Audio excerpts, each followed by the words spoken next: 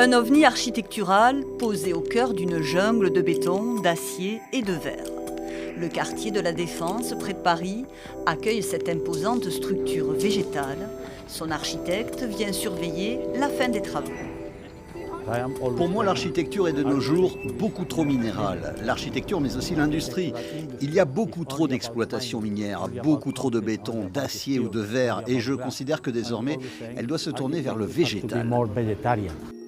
Un pavillon hippie, selon Simon Vélez, qui s'est inspiré des Malokas indigènes, ces vastes maisons habitées par diverses communautés amazoniennes d'Amérique du Sud. 1000 mètres carrés réalisés ici avec des bambous géants, acheminés de son pays, la Colombie. Les défenseurs de l'environnement pensent que si tu coupes du bambou, tu détruis la planète. Mais ça, c'est comme de l'herbe. Tu coupes et ça repousse encore. C'est différent d'un arbre que tu dois replanter.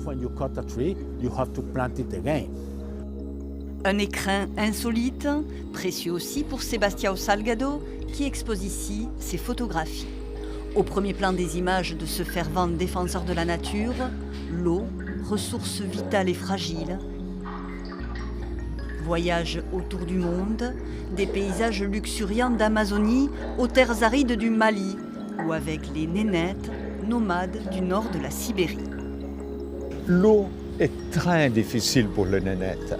Il faut qu'on vienne sur un lac glacé avec une hache, qu'on casse des morceaux de glace et elle va fondre cette glace. L'eau, c'est simplement pour boire et pour cuire quelque chose qu'on va manger chaud une fois par jour. On ne se lave pas. Quand on expose un travail comme ça dans un pays si riche que la France, où tout le monde ouvre son robinet à une eau traitée, une eau de très haute qualité, mais il faut que les gens viennent ici pour regarder. Cette exposition et ce pavillon végétal vont voyager dans différents lieux pour sensibiliser le plus grand nombre de visiteurs sur la nécessité de préserver nos ressources naturelles.